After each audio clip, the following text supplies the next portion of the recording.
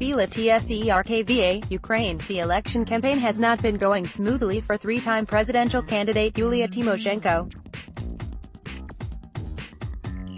Once a frontrunner of the polls, she recently slid down to the second place in ratings, losing out to a comedian actor without any political experience, Volodymyr Zelenskiy, and in some polls, she's third after Zelensky and President Petro Poroshenko. In addition, her set-piece rally in Bila Tserkva was disrupted by smoke flares and a bomb threat. Tymoshenko kicked off her nationwide New Course for Ukraine campaign tour on February 5 in her hometown of Dnipro.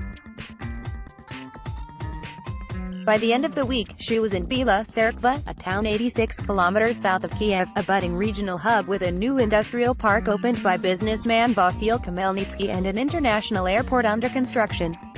At the rally on the town square, the core crowd was a mix of young people from Tymoshenko's official fan club, folks from the regional branch of Tymoshenko's Batькivщина party, and pensioners, mainly elderly ladies bussed in from nearby villages. Young people from the I'm for Tymoshenko fan club are accompanying Tymoshenko on her tour, creating a loud and visible cheerleading crowd at rallies, waving flags and banners, and shouting slogans at the command of their coordinator. Members of I'm for Tymoshenko fan club posed for a photo during Yulia Tymoshenko's campaign rally in Bila Tserkva on Feb. 8, 2019, photo by Volodymyr Petrov, leader of Batькivщина party and presidential candidate Yulia Tymoshenko speaks at her campaign rally in Bila Tserkva on February 8, 2019, photo by Volodymyr Petrov, leader of Batькivщina party and presidential candidate Yulia Tymoshenko speaks at her campaign rally in Bila Tserkva on Feb. 8, 2019, photo by Volodymyr Petrov. Supporters of the leader of Batькivщina party and presidential candidate Yulia Tymoshenko stand in front of the stage at her campaign rally in Bila Tserkva on February 8, 2019, photo by Volodymyr Petrov, leader of Batькivщina party and presidential candidate Yulia Tymoshenko speaks at her campaign rally in Bila Tserkva on Feb. 8, 2019, photo by Volodymyr Petrov, leader of Batькivщina party and presidential candidate Yulia Tymoshenko speaks to the public at her campaign rally in Bila Tserkva on February 8, 2019, photo by Volodymyr Petrov. Crowds welcome the leader of Batькivщina party and presidential candidate Yulia Tymoshenko at her campaign rally in Bila Tserkva on Feb.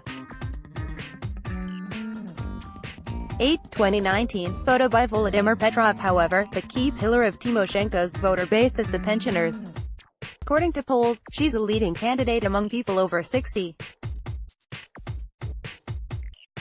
A group of elderly women from the village Stavashchi, about 45 kilometers south of Bila Tserkva, said 300 of them had been invited and bused to the rally. They bravely endured 2 hours standing outdoors in sub-zero temperature listening to Tymoshenko's number-heavy monologue. The Vox-Check fact-checking platform recently named Tymoshenko the top liar in Ukrainian politics. As a professional politician and populist, she uses a lot of statistics in her speeches. And while she uses real data, fact-checkers found there's a pattern of omission of information and manipulation with facts that leaves very little truth in her words.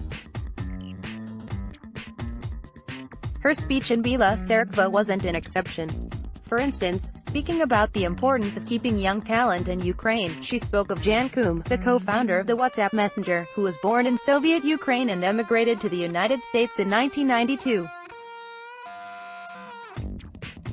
Having a high level of intelligence, he created with his friends software called WhatsApp, Tymoshenko said. All young people use it on their phones. Do you know how much he sold WhatsApp to Facebook for? After taking few long-shot guesses from the crowd, she announced for $19 billion. That's 1/5 of the gross domestic product of Ukraine. A collective gasp of astonishment followed. Tymoshenko didn't mention, however, that Koum likely would not have invented WhatsApp had he not grown up and been educated in California, the cradle of modern information technology. But her data-packed political statements worked their magic. Me and my gal pal Verochka admire her, said retiree Galina Kalafratova, who was brought to the meeting from the village of Forsy, 9 kilometers west of Bila Tserkva.